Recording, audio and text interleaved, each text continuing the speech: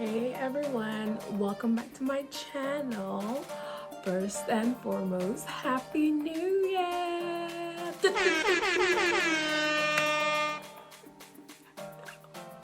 Okay, Happy New Year! So 2021, we made it to 2021. So wow, it's been a minute since I've been back on here. Yeah, I needed a break. I just needed a break. Like, if you know me, you know I am sociable, but I'm an introvert. And doing these videos, it was just me coming out of my comfort zone, and it didn't take a toll on me really, but I just needed to regenerate on doing these videos. It's something different and I'm still getting used to it. But again, you know, here's another video.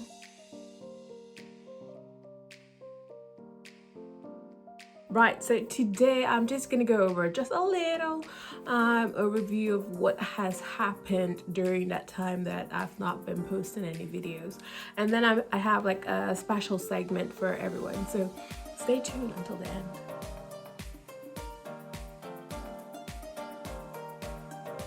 Okay, so I'm going to start off with just talking about how I've been feeling mentally. Mentally, I've been feeling drained. I'm not even exaggerating. Like, I've been feeling drained. Like, to get up to do something, like whether it was to like go socialize with friends, like for walks, because you know we're still in the pandemic, or to go on a date with the husband, or just to get dressed up in the living room and take some photos, like anything. It just took a lot out of me to get there.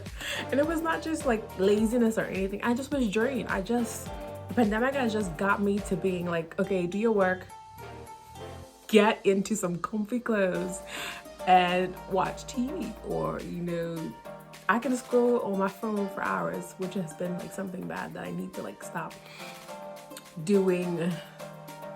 Not only because it's taking a toll on my eyes, just because as well it's not good. You know, your sleep patterns as well get messed up, and I think that's why I've been feeling drained as well, just because I haven't been stimulating this mind. And yeah, I've just been feeling drained. And yeah, a lot has changed.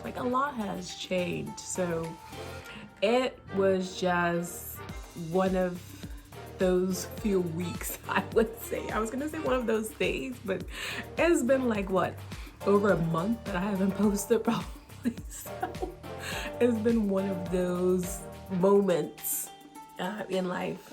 But the moral of the story to me is that, you know, I'm just coming out of my comfort zone, and it just takes a lot to sometimes come out of your comfort zone. And making these videos was something that I've never done before, and it was just, yeah, me coming out of my comfort zone. So here I am again, because I'm back as a new year. And you know that old saying, new year, new me? Well, yeah, I'm going with it. New year, new me. Same goals, but we're just gonna stick to it. Consistency.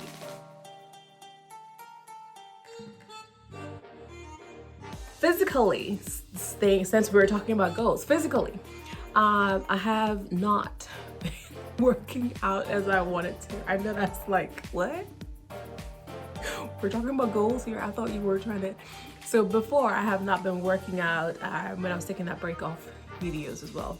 I've not been working out as I wanted to. I did this challenge on my Instagram page, where each day there was like, each day or each other day was like a new challenge after my workouts, which was really good because I got to sweat, and then I got to sweat even more with my own sort of style workouts. And I was just like, okay, I'm proud of you. I'm proud of you. And I'm still proud of me, which really encouraged me to, one, take my workouts into smaller chunks. Meaning, when I thought of like this whole being healthy, working out for lifestyle, long-term journey, I was just like, sounds like a lot. Like, after time I started thinking about it, I was like, a lifetime journey? But then I was like, just do what you used to do before. You know, you take your workouts in blocks where you do 30 days for like a sort of workout, and then you do 60 days for another workout. So I think I'm gonna do that again because it did work, where I just start to break it down and just take it one day at a time instead of thinking about, you know, lifetime of workouts where it's like massive. So I'm just gonna narrow it down and then we just go from there. So currently for Monday I'm doing 30 days of like just pure cardio workouts and HIIT workouts. So a little bit of weights incorporated in there, but not a lot, because I want to like sweat off all the Christmas, all the holiday food that I've ate and enjoyed, but I want to sweat it off. So I'm doing that, and then I'll see what I'll do for the next challenge. Maybe it'll be like a 6-week weightlifting challenge if I get some weights, but we'll see. Again, we're in a pandemic, so there's no access to gyms, so home workout it is. A little tongue tied. Anyways, that's that. I haven't been like working out as much as I want to, just because it's hard. Sometimes it's just hard. Like I'm like, especially like I'm a morning workout person, so I need to get it done and dusted once I'm up, because afterwards, as the day go on, I'm just like, I'm gonna work out now. I'm gonna work out now. And then it's the next day. And I do the same thing over, and I'm like, you know what? It's not Monday. I'm gonna wait till Monday. So bad habit. Let's not incorporate that. We're not bringing that over into this year. No, we're not. So I would encourage you to do whatever you can do. Trust me, it goes a long way, and that's what I'm doing. So yeah, that's what I'm about to do. Take it in small chunks and move from there.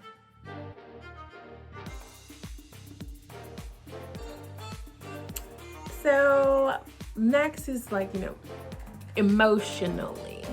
How I've been feeling emotionally, just with what's been going on in the world. Like if you watch a lot of news like me, don't watch it before bedtime. Don't watch it before bedtime. No matter how you see that story and you want to click to see what's been going on, don't do it. Emotionally, I've just been like all over the place. It's just been a lot. Let's just go with that. It's just been a lot. And yeah, it's just been a lot emotionally. And I've been trying to like recenter my emotions back again, and not trying to like bounce it off on others. Because I can bounce it off on others. You can ask my husband. But yeah, I've been trying to recenter it by doing my morning routines. Like when I wake up in the morning, I'll read my Bible, meditate for like about 10 minutes before I socialize with anyone inside the world, even my husband. I'll have like a tea, trying to not drink coffee too much because the caffeine in there is just too strong. But yeah, I've just been trying to recenter it all before engaging with the world. And it's been helping so far, but again, I'm still emotionally all over the place. But I'm hoping that it just gets better. That's what I can hope and pray for.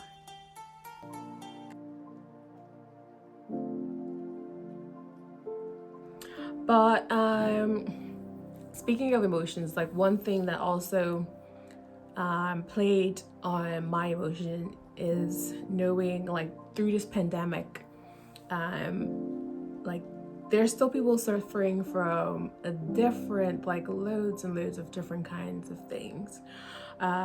One thing that's been brought to my attention, I've done like a little bit more research into it, and I do have a lot of opinions, but I won't be saying my opinions or anything about that. I'm just gonna give information, but it's on domestic abuse. And this pandemic has made things much harder as well, from the statistics that's been out there. It's much higher because of like lockdowns and people having to stay home, and limited access to like your friends or family, but I want you to know that there are still ways in which you can reach out for help in certain situations. So information that I've gathered, it's just a small information, but hopefully you can help someone. If you have a friend or a family member and you want to pass on this information, please feel free to do so. You will be helping them in many ways than you know. Okay, so for those in the UK, places where you can reach out for help, I've got this from the National Domestic Abuse Helpline, which their link is in this slideshow. They're open 24 hours a day, and it's free if you call in, and anything you say is in confidence. Their number is below as well. I saw that they can give advice on ways to keep safe if you're thinking of leaving your abuser, if you're living with your abuser, or if you have left your abuser and what to do next. I've also seen on the NHS website, which again, their link is below, on getting help for domestic violence and abuse. One thing that stood out to me was ways in which you can identify someone who is going through domestic abuse or domestic violence, and it's really useful. Please go on their page, check it out, just to be aware. Not saying that, you know, go and look for any sort of signs, but just so that you're aware if someone is coming to you with different situations, then you'll know some signs to look out for this time. For those living in the US, I've also seen this information, which I'm sure if you Google, because that's why I did, just Google domestic abuse or violence in your area, and you'll see more information pop up just to specify. But Google has really helped me in search of this. But for those living in the US, the National Domestic Violence Hotline, which provides confidential service, is also free, and it's 24/7 for 365 days a year, and you can call it or chat online for the number and the website, the website provided below. So it was a bit of a find for the Turks and Caicos. There was not much when I Googled domestic violence for the Turks and Caicos, like not much information Google provided. So it would be worth talking, because as well, it's such a small country. It would be worth talking to your workplace or people in the Department of Health or a social worker. But there is a number for sexual offenses and domestic violence unit, as well as talking to the police. You can always ask the police for information or to report domestic violence. So that's the information for the Turks and Caicos. So remember that domestic violence can happen to anyone. It can happen to me or you. Domestic violence is not just hitting or yelling, or it doesn't have to just normally be physical abuse with domestic violence. It could be something like people stealing your money, someone wanting to control you. It could be things like that. So these are things to look out for with domestic violence.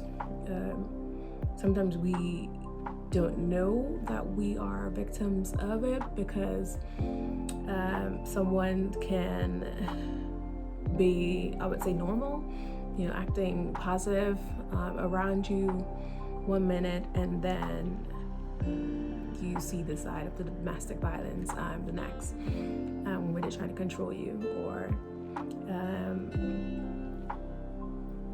just talking back to you, lowering your self-esteem, where they're saying, negative stuff to you where you believe it.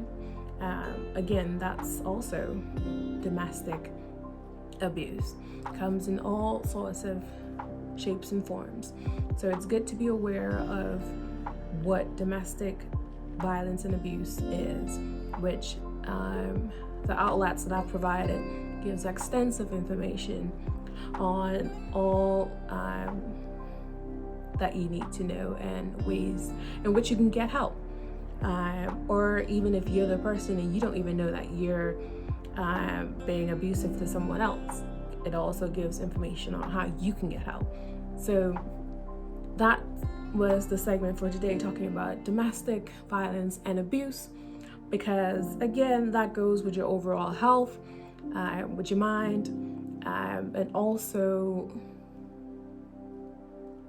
taking control of your health, because you need to be healthy before you can help someone to be healthy.